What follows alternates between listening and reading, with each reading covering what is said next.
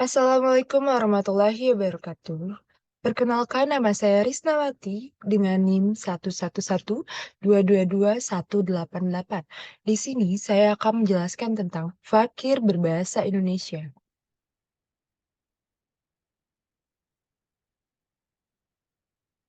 Menurut KBBI, definisi fakir yang pertama, orang yang sangat berkekurangan, orang yang terlalu miskin.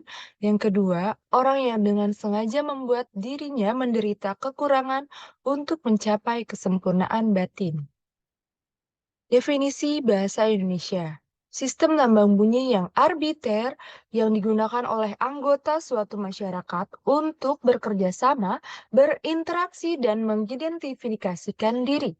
Dengan pengertian tersebut dari KBBI, di sini dapat disimpulkan arti bahasa Indonesia adalah lambang bunyi yang digunakan oleh masyarakat Indonesia untuk bekerja sama, berinteraksi, dan mengidentifikasikan diri bangsa Indonesia.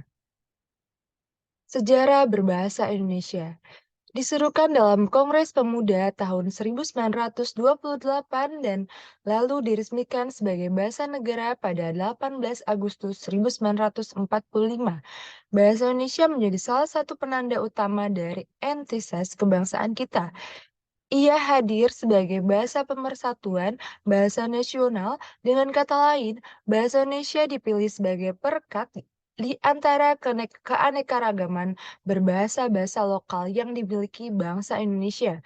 Maka, martabat bangsa kita sejatinya dipertaruhkan ketika kita malah menjadi seorang fakir dalam berbahasa Indonesia. Lebih percaya diri dengan memakai terminologi bahasa asing daripada khazanah kata bahasa Indonesia. Jika hal itu tidak kita sadari, bisa-bisa bahasa kita menjadi kelas 2 di tanah airnya sendiri. Apa itu fakir berbahasa Indonesia? Fakir berbahasa Indonesia yaitu kekurangan kita sebagai warga negara Indonesia yang sangat minim dalam menggunakan bahasa Indonesia yang baik dan benar. Ciri fakir berbahasa Indonesia. Pengetahuan berbahasa yang jauh dari sempurna. Misalnya, kita tidak biasa menggunakan tanda baca dan bahasa yang baik dan benar. Ada banyak kosakata bahasa Indonesia yang belum kita ketahui, merasa kita sudah menguasai sehingga tidak ingin membuka kamus padahal kita dapat belajar banyak. Contoh dalam keseharian. Maaf, kita lebih memilih kalimat sorry, boring daripada bosan. Di KBBI, ada begitu banyak khazanah kata yang seringkali tak terucap dan tak terungkap, baik dalam bahasa lisan ataupun tulisan kita. Contohnya, keracak artinya melonjak-lonjak atau laju. Cerih berarti sisa atau ampas. Talung adalah lentera dari kertas lampion.